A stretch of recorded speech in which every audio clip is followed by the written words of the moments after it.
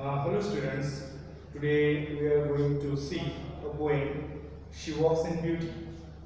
As you know that She Walks in Beauty is a poem written by Lord Byron in 1814. But there is a background of this poem.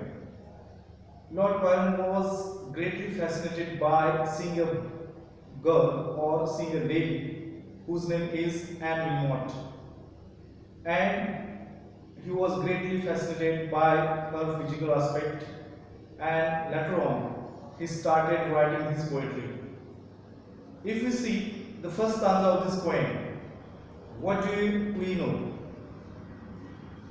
She walks in beauty like the night of cloudless climes and starry skies, and all that waste of dark and bright meet in her aspect and her eyes. Thus mellowed to that tender light which heaven to gaudy day denies. Okay, so in this first line there is given that she walks in beauty. She walks in beauty means she is a beautiful woman, and her beauty is compared with the night when there is no clouds, and as well her beauty is compared with the stars which are shining in the night. Mean both things, both aspects can be seen in her beauty. Therefore, the poet wants to say here that she is beautiful, and the dark and bright, both combinations can be seen in her aspects and in her eyes. As you know, this word which is very important, that is mellowed. Mellowed means soft and smooth, and tender means gentle. Okay, there is the line that thus mellowed to that tender light which heaven to gaudy day denies. Gaudy means what? Something that is very shiny, that is called the gaudy. Okay, so in this regard we can say that the both things, that is dark and bright, which have been totally mixed in her personality, in her nature, in her aspects. Okay, and both the things can't be seen in daylight, only these things can be seen in the night. Therefore the poet says that these aspects can be only compared with the beauty of this woman. Therefore it is a stanza where the woman is compared with the night and with the stars, and star shows the brightness where the night represents the dark. Both the things can be seen in her aspect. Okay, then we see that one shade the moon, one ray the lace, half impaired the nameless grace, which waves in every round trees or softly lightens over her face, where thoughts serenely sweet express, how pure, how dear their dwelling place. Okay, if we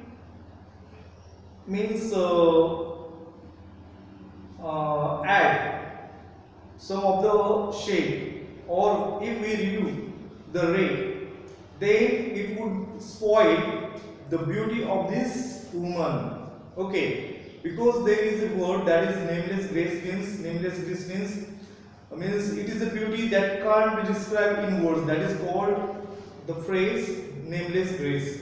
And impaired means what? The spoil. If we remove the ray, or if we add some kind of shade, then her beauty would be spoiled, because her beauty is a nameless beauty, and a beauty is a kind that can't be described in words.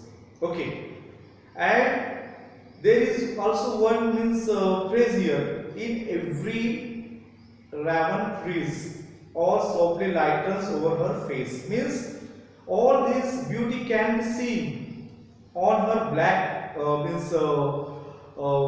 say, that the black hair, and on her face, where thoughts serenely sweet express, how pure, how dear their dwelling place. Means here now there is the inner beauty that the poet wants to express. In what way?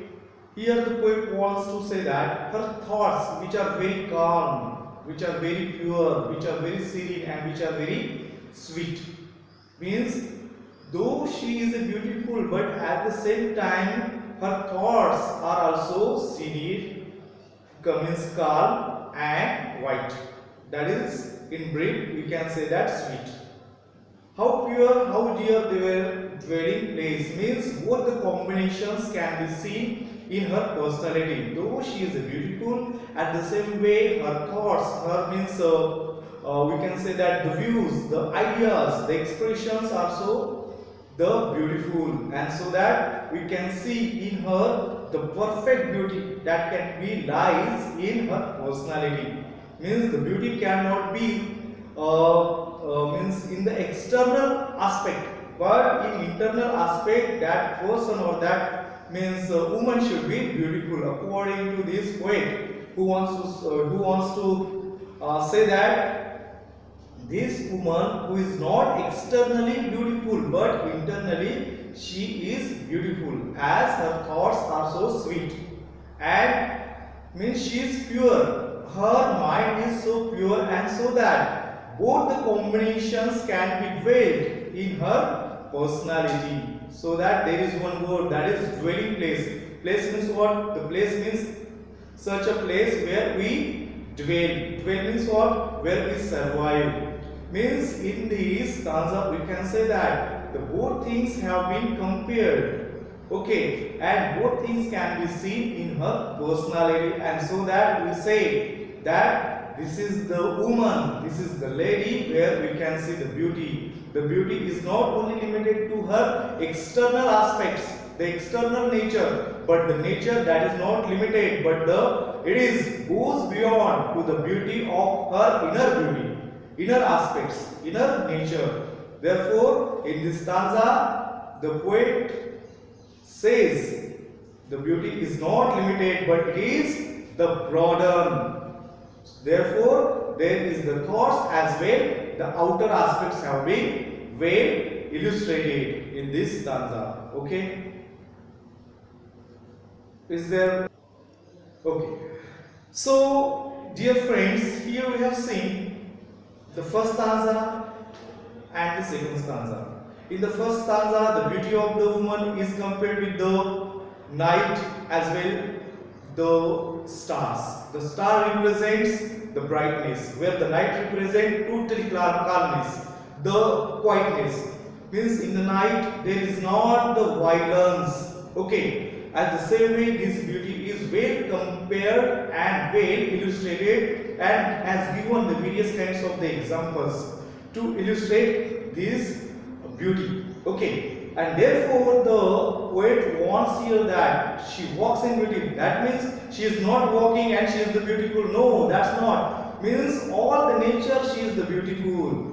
Means while she is going on, means she is walking on the road and everybody wants to see and look at her and remarks her, what a beauty who is walking on the road. That's not. The beauty means what? The beauty what she has internally as well externally, that the poet wants to remark here. And in the second stanza, means externally she is not the beautiful, but internally she is also the beautiful. And in this regard, the poet wants to give here that means she is in all respect she is the beautiful.